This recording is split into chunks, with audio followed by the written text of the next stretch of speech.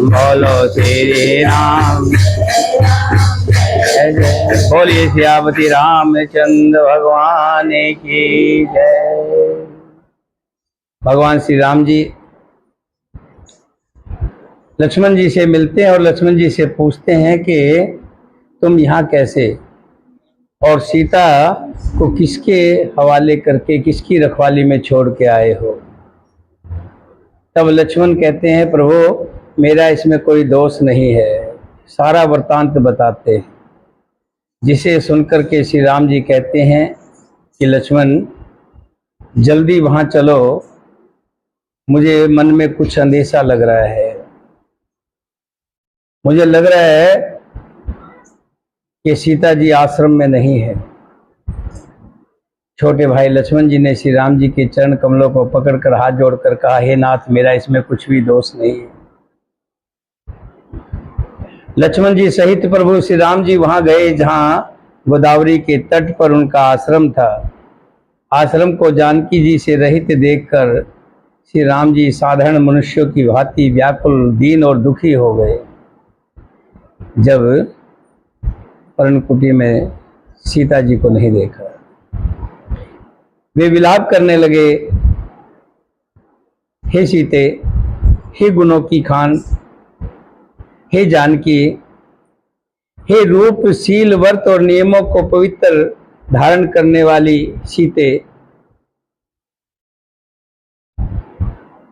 तुम कहाँ हो।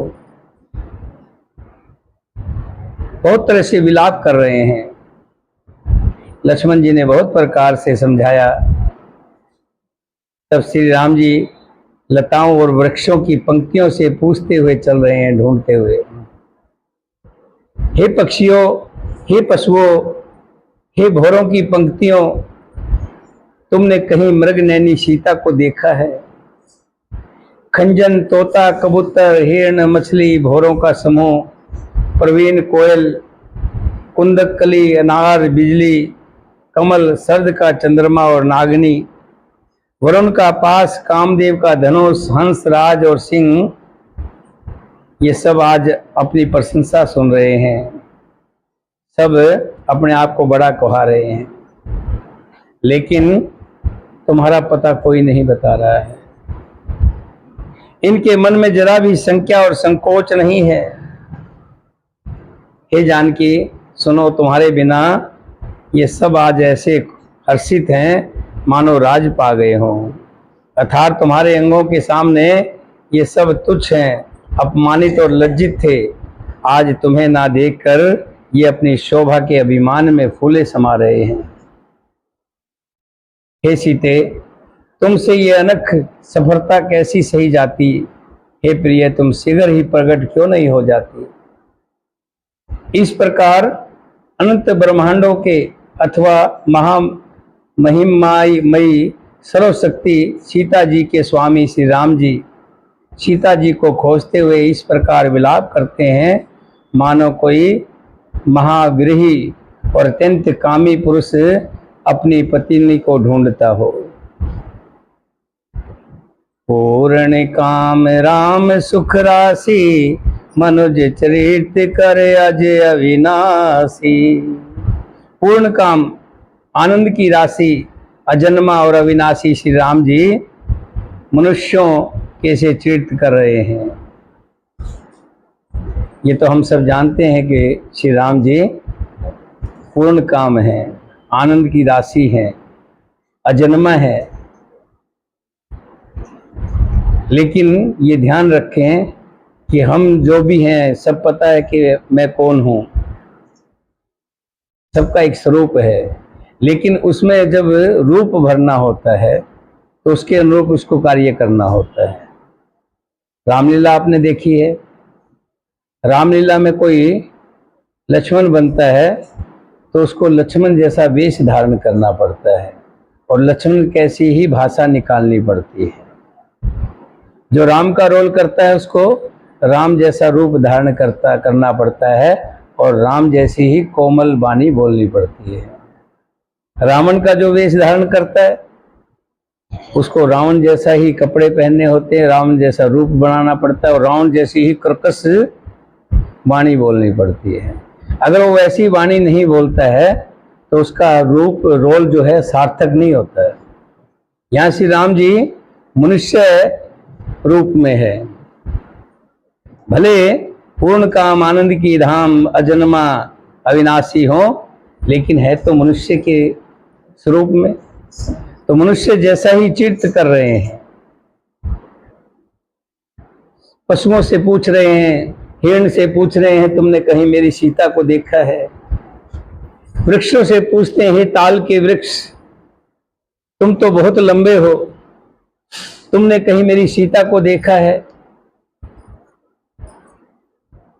इसी तरह से पूछते हुए श्री राम जी विरह में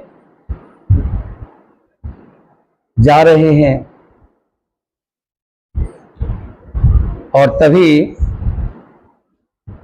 आगे उन्होंने देखा कि एक बहुत बड़ा पक्षी घायल पड़ा है। जाकर के देखा ये तो गिद्धपति जटायु जी हैं और श्री राम जी के चरणों का स्मरण कर रहा है। कृपा सागर श्री रघुवीर ने अपने चरण कर कमलों से उसके सिर का स्पर्श किया। भगवान श्री राम जी ने गिद्धराज जटायु के सिर पर हाथ फेरा है और जैसे ही राम जी ने हाथ फेरा है, गिद्धराज की सारी पीड़ा समाप्त हो गई। जो सर्वशक्तिशाली होता है, सर्वशक्तिमान होता है, भगवान का भजन करने वाला होता है। यहाँ तक मैं बता दूं, और तो दूर की बात, सब में एक शक्ति है। आपको दूसरों की शक्ति में नहीं जाना, अपनी शक्ति को भी पहचाने। जब बच्चा गिर जाता है, चोट लग जाती है, तो माँ क्या करती है?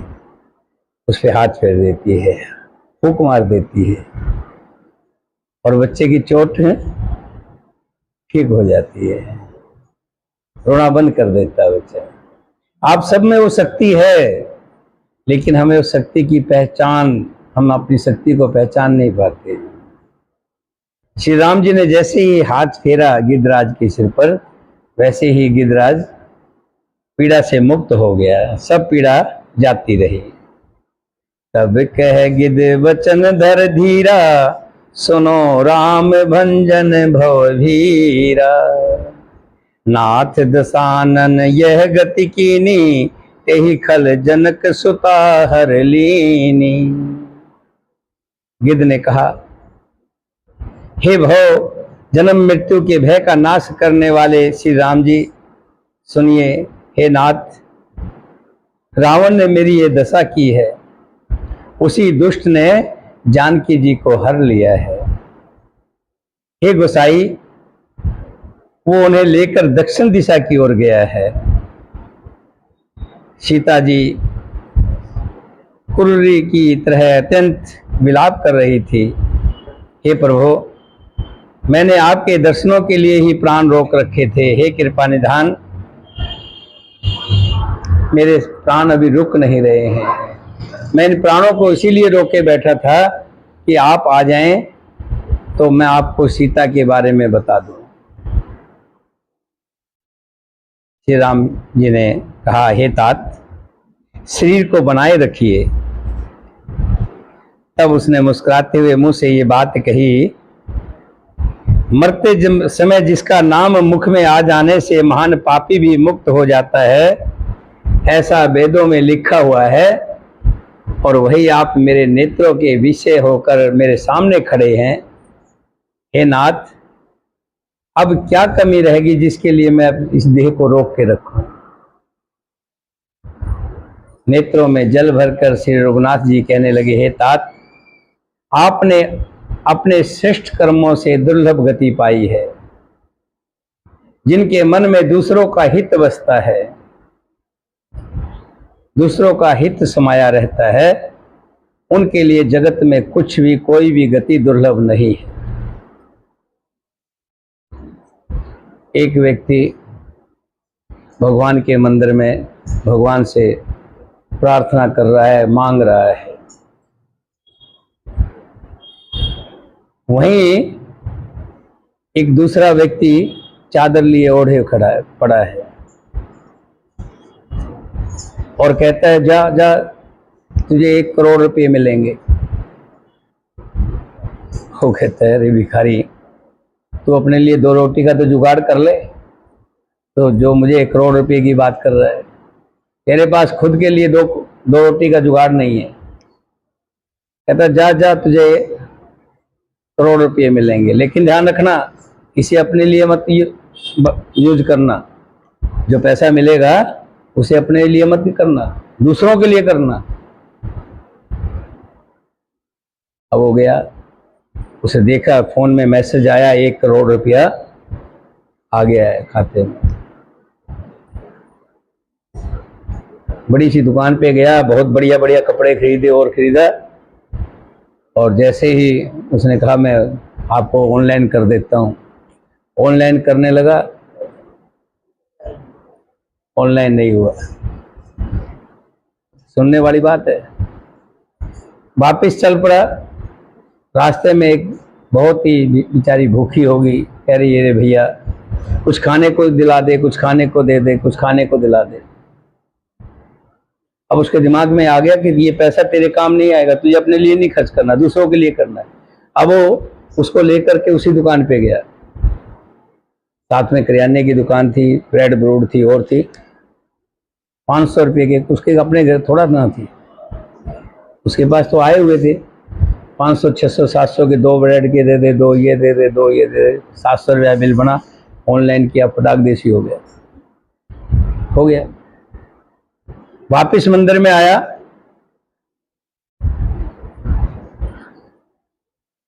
तभी जो लेटा हुआ था वो कहने लगा अब किस लिए आया और क्या मांगने आया?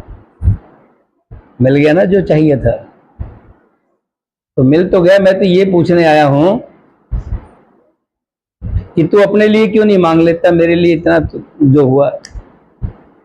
कहता अपने लिए कोई नहीं मांगता, अपने लिए मांगने से नहीं मिलता, औरों के लिए मैं तुम्हारे लिए कर सकता था, जैसे तुमने दूसरों को किया ना, देखा ना अभी आपके सामने आया था, दूसरे के लिए किया तो फटाक दे से ऑनलाइन हो गया, और अपने लिए कर रहे थे, हो रहा था क्या? नहीं हो रहा था।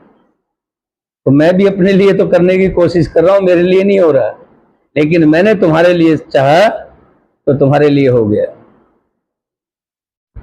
तो इसलिए ध्यान रखें, जो दूसरों के लिए करता है। आज जटायु राज ने, श्री राम जी कह रहे हैं कि मेरे लिए किया आपने, परोपकार किया है मेरे ऊपर, और परोपकार से बढ़कर के कोई धर्म नहीं है। आपने बहुत बड़ा श्रेष्ठ कार्य किया है, अपने लिए तो दुनिया करती है, आपने मेरे लिए अपने प्राण जो है खतरे में डाल दिए।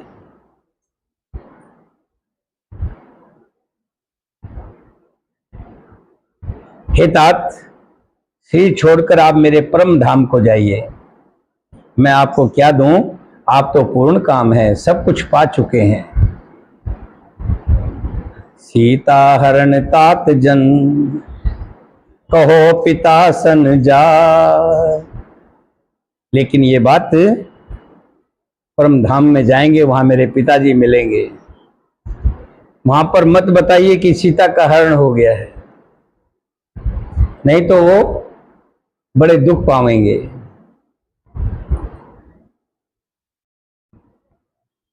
मैं स्वयं ही रावण का वध करूंगा, और रावण कुटुंब समेत वहां जाएगा तो अपने आप ही बता देगा। इसलिए आप कृपा कीजिएगा, मेरे पिता को ये सब वृतांत मत बताइएगा। सीता हरण तात जन, कहो पिता सन जाय, जो मैं राम ते कुल सहित, कहे दसानन आय, सियावर राम।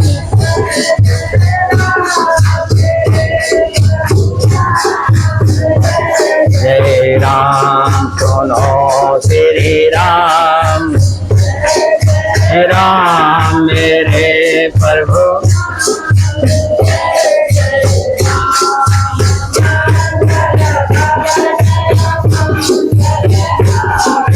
करहो तो दशरथ अजर बिहारी श्री राम जय राम बोलो श्री राम जय राम राम दीन दयाल जग संभारे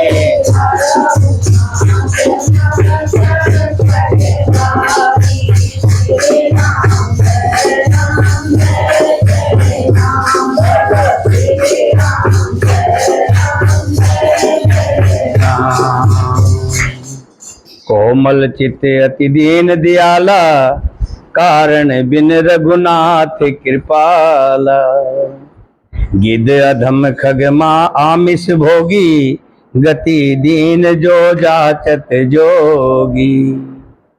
श्री रघुनाथ जी मेरे नाथ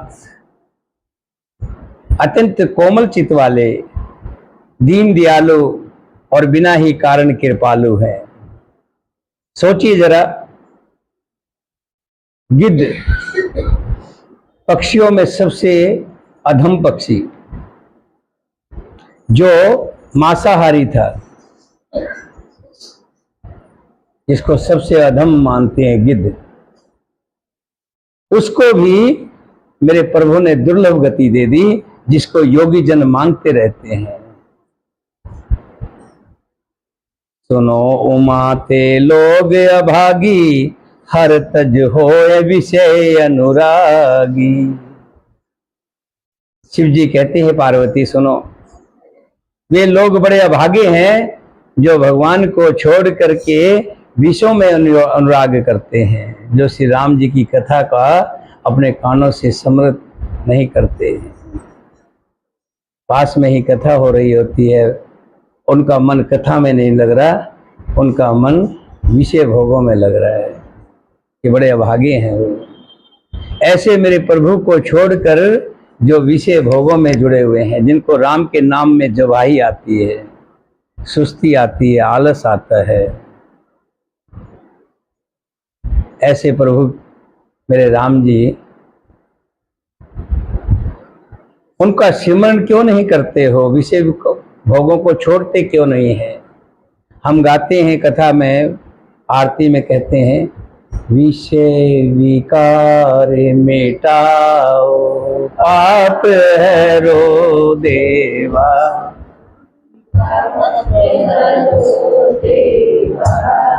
सरदा भक्ति बढ़ाओ,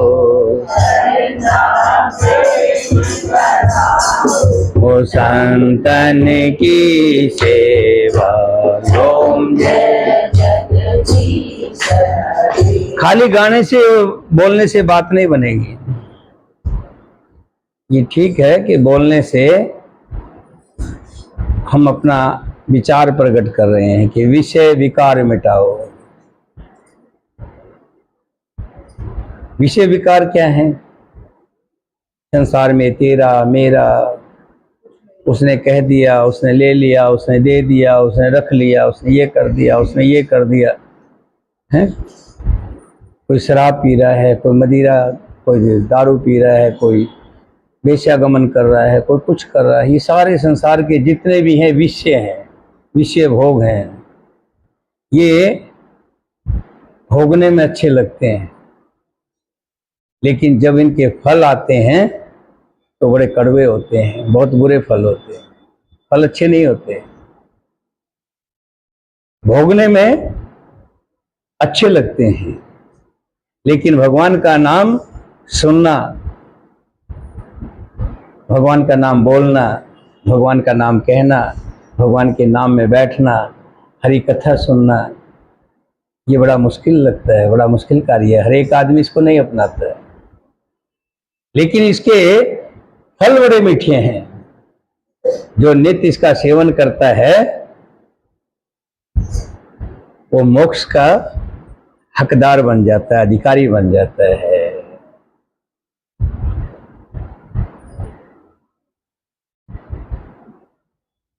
सीता जी सहित दोनों भाई खोजते हुए वन में सीता जी को खोज रहे हैं। सीता जी को खोजते हुए दोनों भाई आगे चले। वो सघन वन लताओं और वृक्षों से भरा हुआ वन, उसमें बहुत से पक्षी, मृग, हाथी और सिंह रहते हैं। श्री राम जी ने रास्ते में आते हुए कबंध राक्षस को मार डाला है। उसने अपने सांप की सारी बात कही। वो बोला, दुर्वासा ऋषि ने मुझे श्राप दिया था, अब प्रभु के चरणों को देखने से वो पाप मिट गया। श्री राम जी ने कहा, हे गंधर्व सुनो, मैं तुम्हें कहता हूं, ब्राह्मण कुल से द्रोह करने वाला मुझे कभी नहीं सुहाता। जो भगवान के भक्तों को तंग करता है, परेशान करता है, भगवान कभी उसके साथ नहीं होंगे, ध्यान रखना। जो दूसरों पर दया करता है, दूसरों पे करुणा करता है, दूसरों के हित के लिए सोचता है, मेरे प्रभु उसी के साथ हैं। मन क्रम वचन कपट तजे, जो कर भूसर सेव, मोह समेत विरंच शिव, बसता के सब देव सियावर।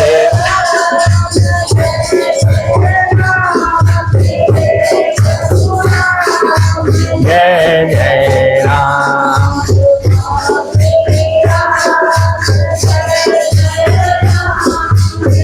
हे प्रभु राम, जय जय राम।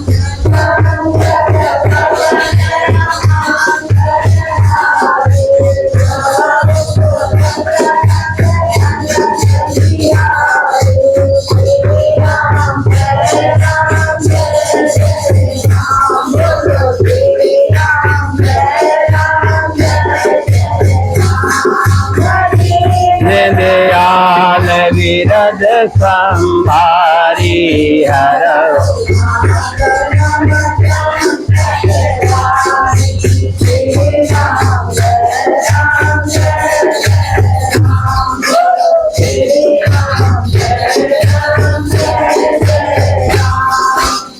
श्री राम जी सीता जी को ढूंढते हुए भाई लक्ष्मण जी के साथ वन वन डोल रहे हैं। भयानक वन, भयंकर पशुओं से, भयंकर पशुओं की आवाज, सांप, बिच्छू, कीड़े मकोड़े, अनगिनत जंजाल के जंजाल बने हुए, निकलने का रास्ता नहीं, घने संगल। लेकिन श्री राम जी किसी की परवाह ना करते हुए सीता जी को ढूंढते हुए जा रहे हैं। वहीं रास्ते में एक कुटिया को देख करके श्री राम जी कुटिया की तरफ चले हैं। देखिए, और कुटिया किसकी थी?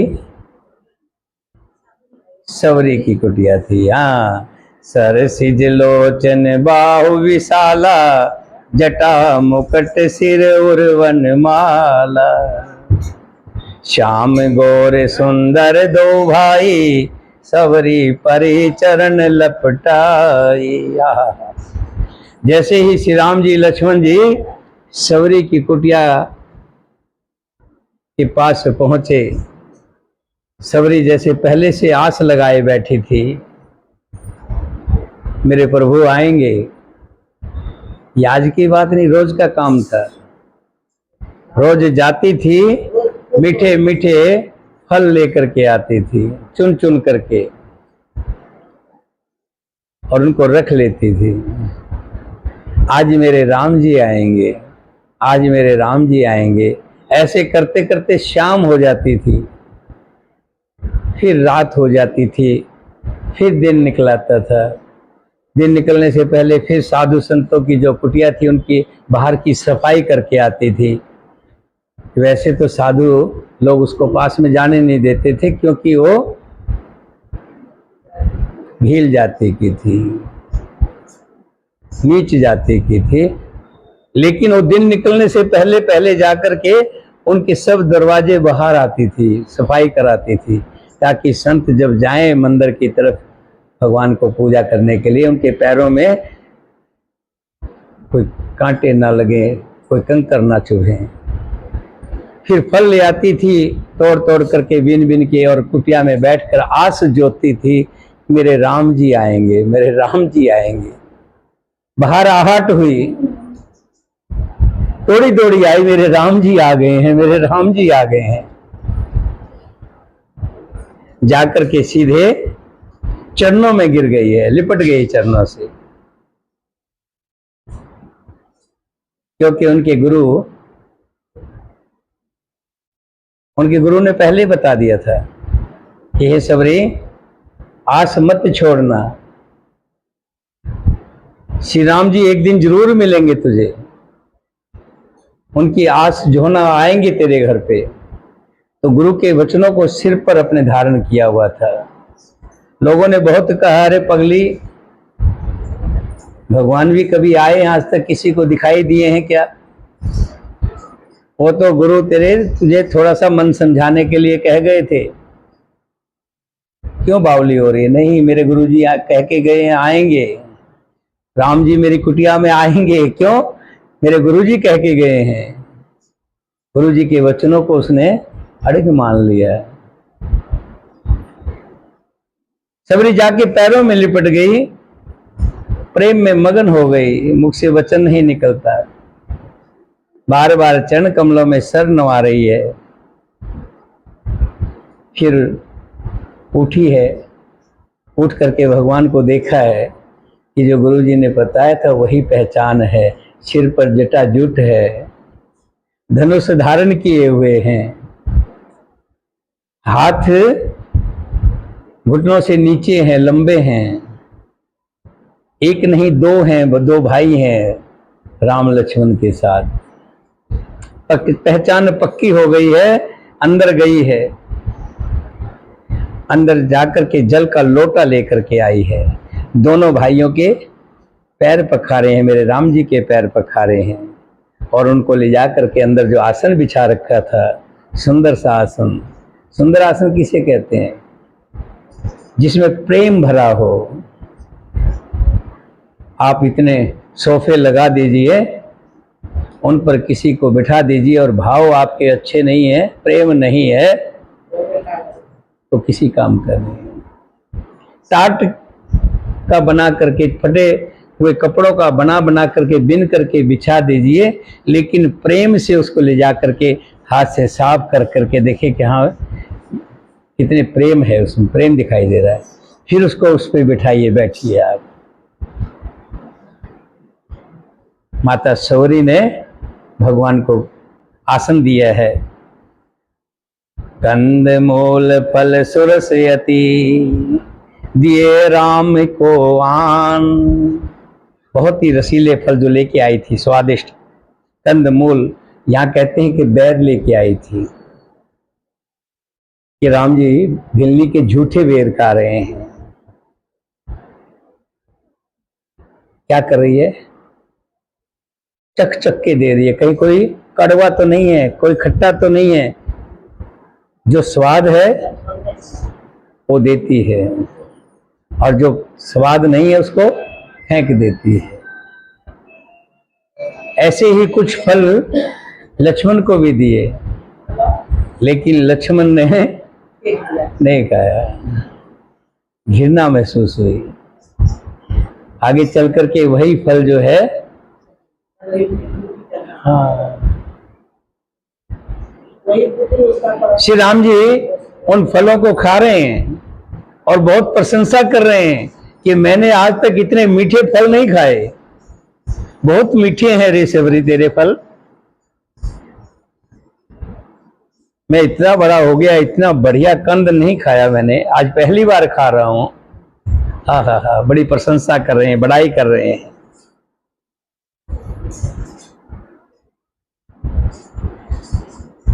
बार बार प्रेम सहित बड़ाई की।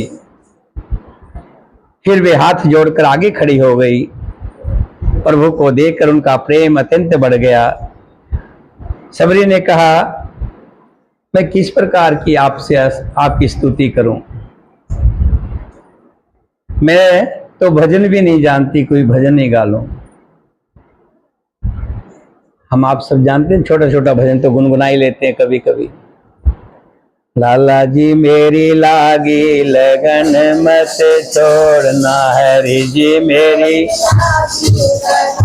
मत छोड़ना, गोपाला मेरी लागी लगन मत, लाला जी मेरी लागी लगन मत छोड़। थोड़ा सा भजन मैं गा लेता हूँ, गुनगुना लेता हूँ। उर्मिला गा लेती है, सुनीता गा लेती है। आप भी जब बैठे जहाँ बैठे होते हैं वहां बैठे बैठे थोड़ा थोड़ा भजन तो सब गुनगुना लेते हैं। सबरी कहती है कि मैं तो कोई भजन भी नहीं जानती, और मैं तो नीच में से भी नीच, अति नीच जाति की और अत्यंत मद बुद्धि हूं, बिना अकल के हूं।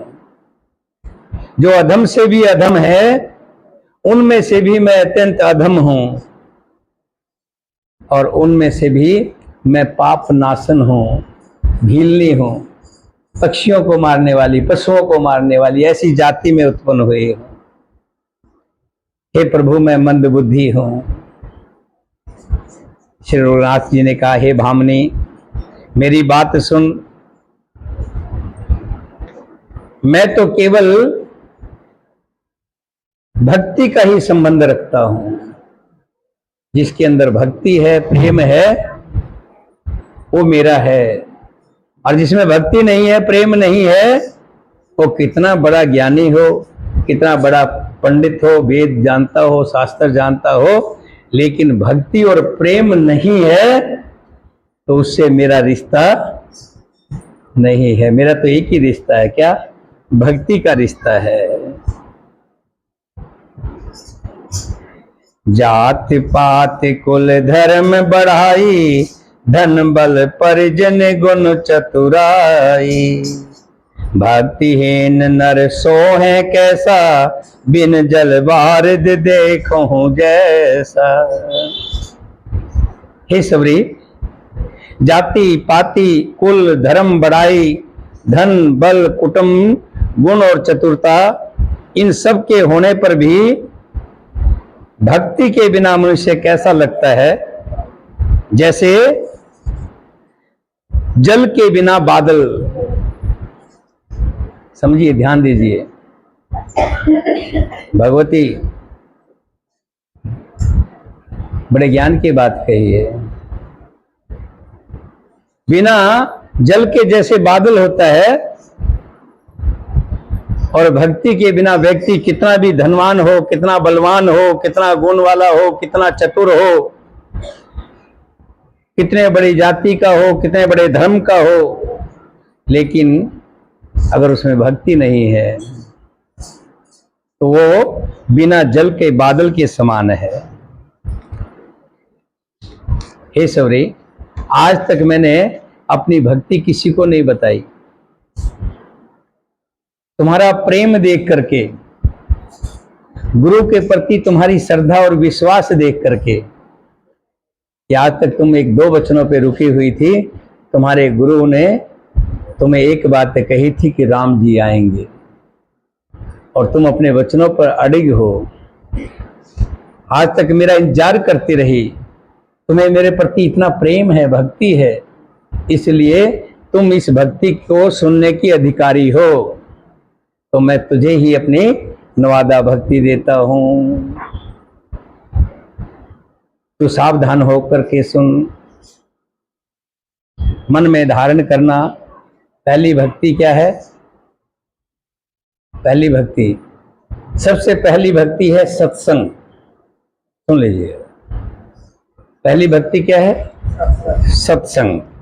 प्रथम भक्ति संतन कर संगा, दूसरी रति मम कथा प्रसंगा।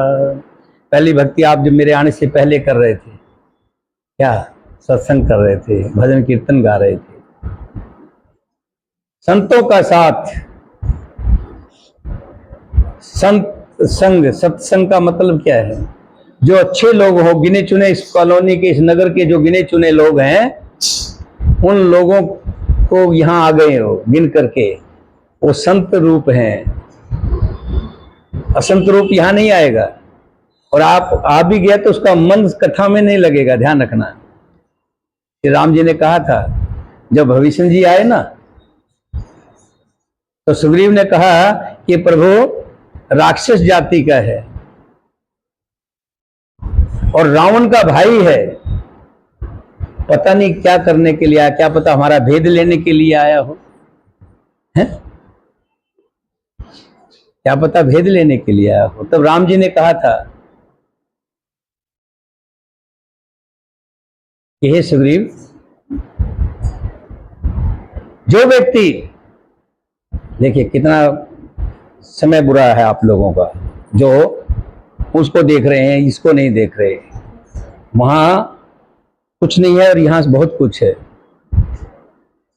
उसमें आपको मनोरंजन आ रहा है कि वो कैसे घी निकाल रही है, कैसे घी डाल रही है।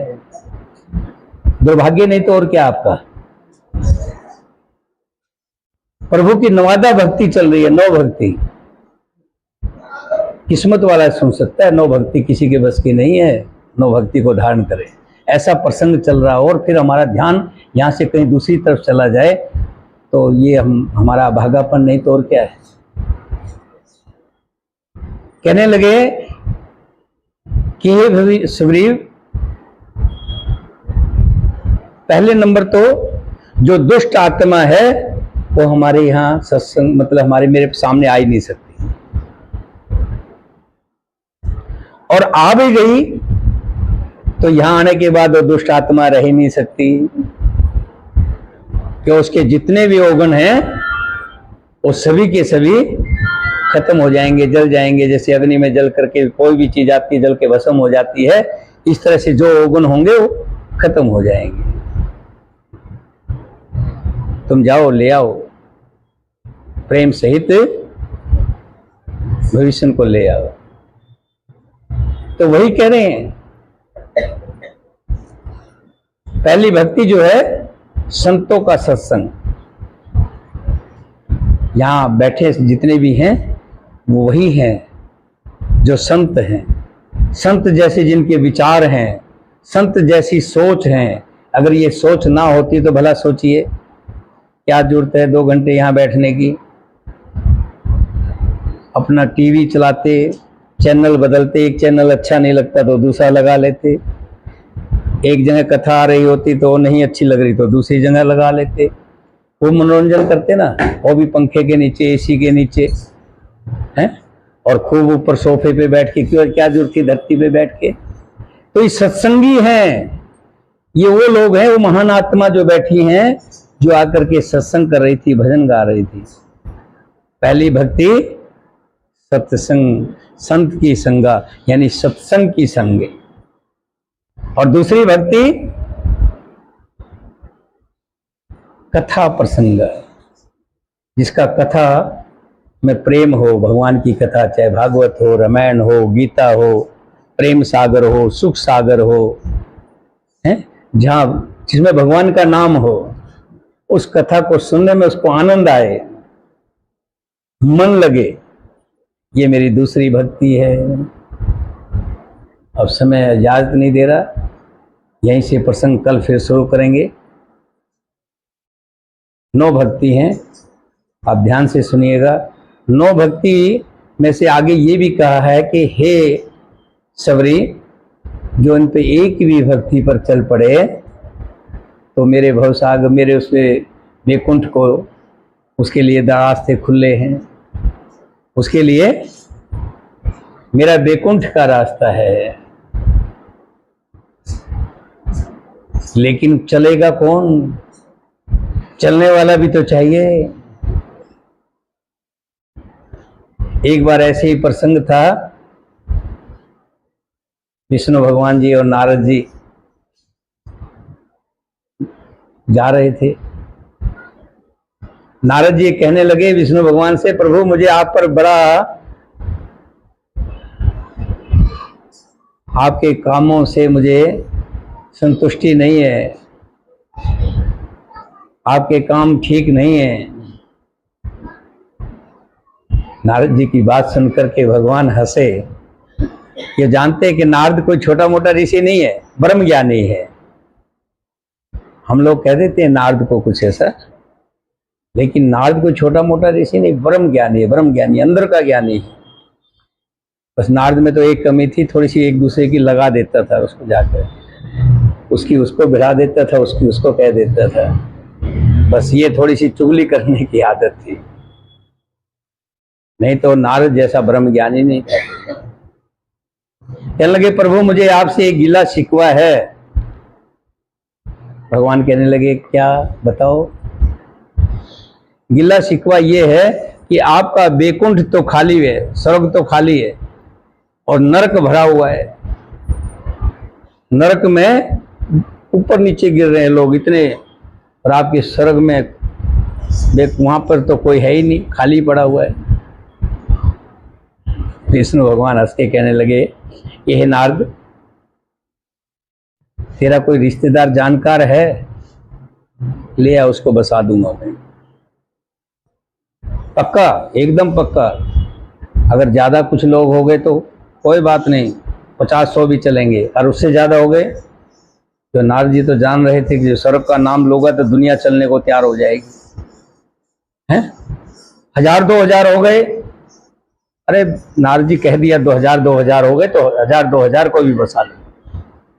आपसे जबान दी है, जैसे राम जी ने कहा वचन जाए प्राण जाए पर वचन जाए, मैंने कह दिया सो कह दिया, ले आ। नारद जी तो वीणा बजाते हुए फटाफट मृत्यु लोक में पहुंचे। मेरे पास आए, अरे भैया तू ये सुना रहा है, कब जाकर के तुझे स्वर्ग मिलेगा, मोक्ष मिलेगा पता नहीं। मेरी स्वयं नारायण से बात हो गई है, वो कह रहे हैं कि जिसको ले आ मोक्ष खाली है, 5 दिन के लिए टाइम है, 5 दिन का। ये पक्षवाड़ा जो चल रहा है, पखवाड़ा 7 दिन का, इसमें जिसको तू लेके आएगा वो सीधा स्वर्ग में जाएगा, वैकुंठ धाम जाएगा। अब साधु राम मन में सोच रहा है कि तू चला गया तो तेरे पीछे ये मिस्त्री लगे हुए हैं, तेरा यो काम लगा हुआ है, तेरा वो काम लगा हुआ है। कहने लगे नारद जी अभी नहीं भाई, अभी तो मेरी उम्र 60 ही की तो हुई है, अभी तो मुझे और जीना है, किसी और से बात कर ले। घूमता घूमता ऐसे ही सुनीता के पास पहुंचा, सुनीता ने मना कर दिया। सोचा कि सुशीला की उम्र हो गई है, तो सुशीला से बात कर लो। कह रही पोती की शादी मैंने करनी है, अभी तो बहुत काम करने हैं, अभी मरने का मेरा दिल नहीं कर रहा। घूमता घूमता एक राजा के पास पहुंचा, राजा से कहने लगा कि महाराज मेरी श्री नारायण से हरि से बात हो गई, उन्होंने कहा कि जो तू जिसको लाएगा है उसको बैकुंठ धाम मिलेगा, और तुम चलिए। राजा कहने लगा नारद जी चल तो पड़ता, लेकिन सोचता हूं इस राजपाट को कौन देखा, मेरे तो संतान भी नहीं है, अगर मेरे संतान हो जाती तो फिर तो मैं चल पड़ता। कहने लगा इसके लिए तो 9 महीने इंतजार करना पड़ेगा, वो जो भी हो। नारायण से बात करी कि प्रभु रुक जाना कुछ दिन के लिए, अभी मैं पक्का कर रहा हूं, पार्टी पक्की हुई नहीं है, पार्टी कमजोर है, अभी कोई भरोसा नहीं है, लेकिन ध्यान रखना मैं लेके जरूर आऊंगा। नारायण ने कहा कि कोई बात नहीं, ले आ। राजा को पक्का कर लिया, ठीक है। 9 महीने बाद थाली बजाते हैं, थाली राजा के पुत्र हुआ। जैसे ही पुत्र हुआ वैसे नारद जी धमक गए, राजा जी चलो अब तो हो गया, पुत्र हो गया। अरे नारद जी आपकी कृपा, पुत्र तो हो गया, मैंने तो अभी इसके हाथ में खिलाया भी नहीं है, कुछ मोहलत दो, मैं इसको थोड़ा सा खिला लूं, अपने मन की शौक पूरे कर लूं। हो गया, पुत्र बड़ा हो गया। विष्णु भगवान से बात करी कि कुछ दिन रुक जाओ। 18 साल का हो गया, मैं इसकी शादी कर लूं। शादी कर दी। जैसे शादी होके आई, नारद जी फिर आए, पता लगा परसों बुखार हुआ था, राजा मर गया। ओहो मर गया। नारद जी भागे पीछे पीछे, जाके विष्णु भगवान से कहा मेरी पार्टी आई थी आपके पास। पार्टी होती है ना, प्लाट लेने वाली भी तो पार्टी होती है ना, जिसमें प्लाट लेना होता है, पक्का कर लेता है ये पार्टी मेरी है, हैं? मेरी पार्टी आई आपके पास। हाँ भाई आई थी। क्या आपने उसको बैकुंठ धाम दे दिया? कि मैं तो कह रहा था बैकुंठ धाम में चले जाओ, नारद जी से मेरी बात हो गई है। लेकिन वो माना ही नहीं। क्यों? कहने लगा मेरे अभी बेटे के बच्चे पोता पोती छोटे छोटे हैं, वो गली में घूम रहे होंगे और होंगे, बड़ी दिक्कत हो जाएगी, मुझे वहीं भेज दीजिए। तो कुत्ता बनने के लिए तैयार हो गया, क्योंकि उसके जो कर्म थे कुत्ते को थे। कुत्ते की जोनी से बड़ा कर्म किया ही नहीं था उसने। कुत्ता बन करके वहीं पहुंच गया। जाकर के कुत्ते से आंख मिलाई, समझ गया वही नारद जी हैं। दोनों की बात हुई। कुत्ता कह रहा है कि प्रभु, हे महात्मा जी, मुझे कुछ दिन रुकने दीजिए, मेरे पोता पोती हैं, ये बाहर निकल जाएंगे, कोई उठा के ले जाएगा, मैं बाहर बैठा बैठा रखवाली करता रहूँगा। चलिए कुछ दिन का समय और दिया। एक दिन फिर आए तो देखा वो कुत्ता जो था वो मर गया। कैसे मरा?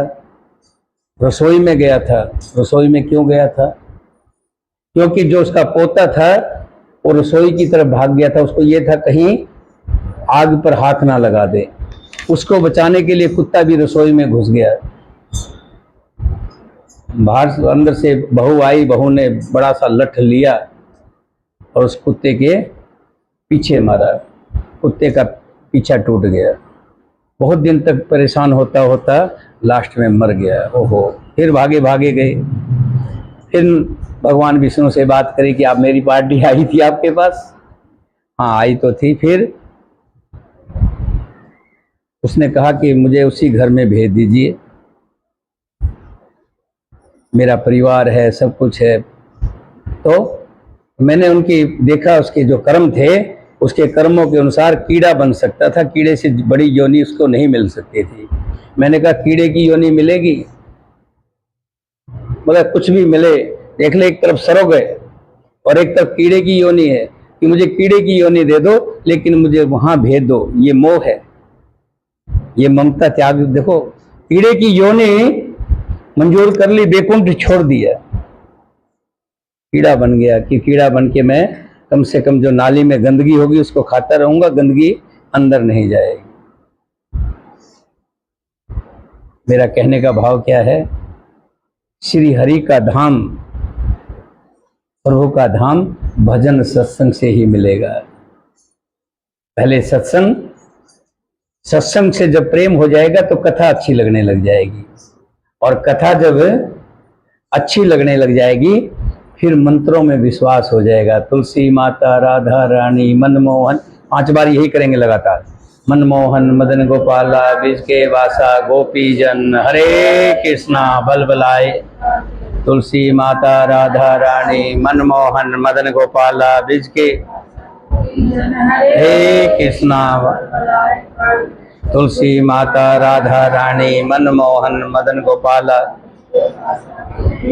हरे कृष्णा बल बलाए, प्राण क्लेश नाशाए। तुलसी माता, ब्रिज के वासा गोपी जन, हरे कृष्णा बल बलाए, प्राण क्लेश नाशाए। तुलसी रानी, मनमोहन मदन गोपाला, ब्रिज के वासा गोपी जन, हरे। मेरी तीसरी भक्ति है अभिमान रहित होकर गुरु के चरण कमलों की सेवा करना। जब गुरु की बातें अच्छी लगने लग जाए, रामायण की पढ़ी हुई सुनी हुई बातें जब सुनाने वाले की बात अच्छी लग जाए तो उसको गुरु की बात बोलते हैं। जब गुरु की बात अच्छी लगने लग जाए और उनके चरण कमलों की सेवा में जो भी सेवा वो दें, जैसे हम सेवा देते हैं ना आपको, अभी नवरात्रे आ जाएंगे, 9 दिन की सेवा मिलेगी अलग अलग। जब हवन करते हैं उसमें भी सेवा देते हैं कि भाई ये सामग्री तुझे लेके आनी है, पानी वाला नारियल तुझे लेके आना है, राजकुमारी बैठी है, घी वाले, घी तुझे लेके आना है। सेवा जब देते हैं अलग अलग, ये सेवा, जब गुरु की सेवा अच्छी लगने लग जाए, उनके चरण कमलों की सेवा अच्छी लगने लग जाए, और फिर जब मेरे मंत्र में मन लगने लग जाए, मेरे मंत्र में दृढ़ विश्वास हो जाए, ये मेरी पांचवी भक्ति है, ध्यान रखना है। इसी तरह से मेरे प्रभु सबरी को अपनी भक्ति सुना रहे हैं और सबरी भक्ति को सुन रही है। बोलिए सियापति रामचंद्र भगवान की, सीता माता की, भरत शत्रुघ्न की, वीर लक्ष्मण की, वीर हनुमान की, अपने अपने माता पिता की, अपने अपने गुरुदेव की। बोलिए सनातन धर्म प्रेमियों की। भाई थैला दे दो, समय तो ज़्यादा हो गया, लेकिन एक भजन गा लें, बहुत दिन हो गए हैं। लाला जी वाला है, लाला जी